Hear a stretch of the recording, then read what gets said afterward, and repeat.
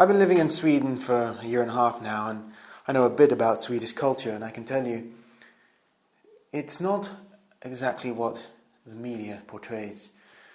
In Britain, nowadays, people talk about British values, and these are really defined purely by politicians according to arbitrary standards that often don't have very much to do with the historical values that British people have really identified with.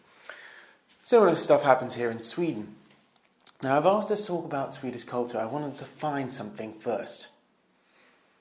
A real culture has to be a balance, a true culture of a real civilization, a balance of meekness and fierceness.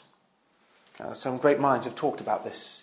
C.S. Lewis, he wrote that the man who combines both characters, meaning the meek and the fierce, is not a work of nature, but a work of art, because it is not in our nature to be both of these things. And this ideal is most clearly manifested, according to C.S. Lewis, and I agree with him, in the Arthurian figure from English and French literature of Sir Lancelot. He is extremely violent, extremely fierce, but also very meek, a gentleman.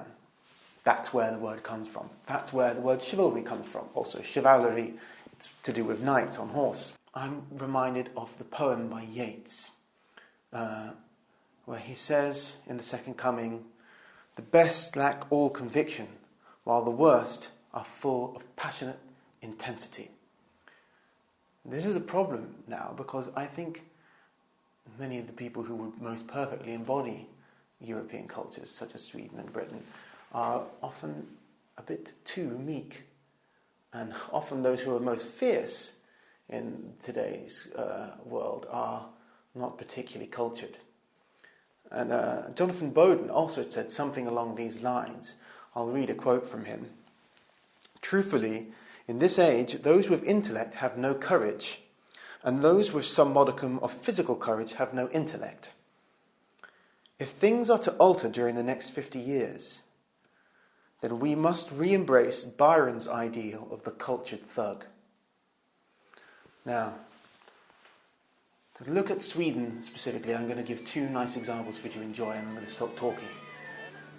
Here, beginning, you'll see gentility, Swedish country dances.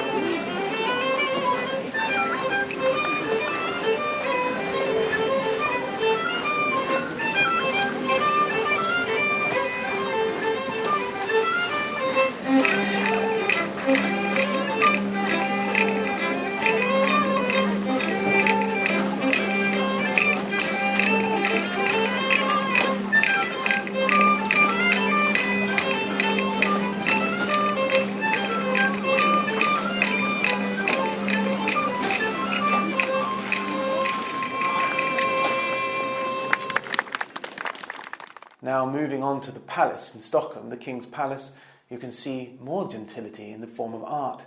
Beautiful classical style sculptures, Baroque art, all kinds of ornate, beautiful design. But this comes at a price. It must be defended. And that is clearly represented outside during the changing of the guard.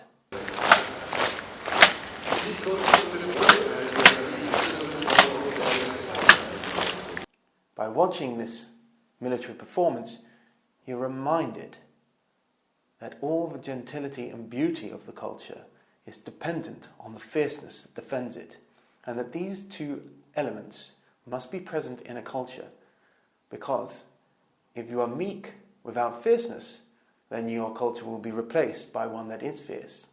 And if you are fierce without meekness, then you're not cultured, you're a barbarian.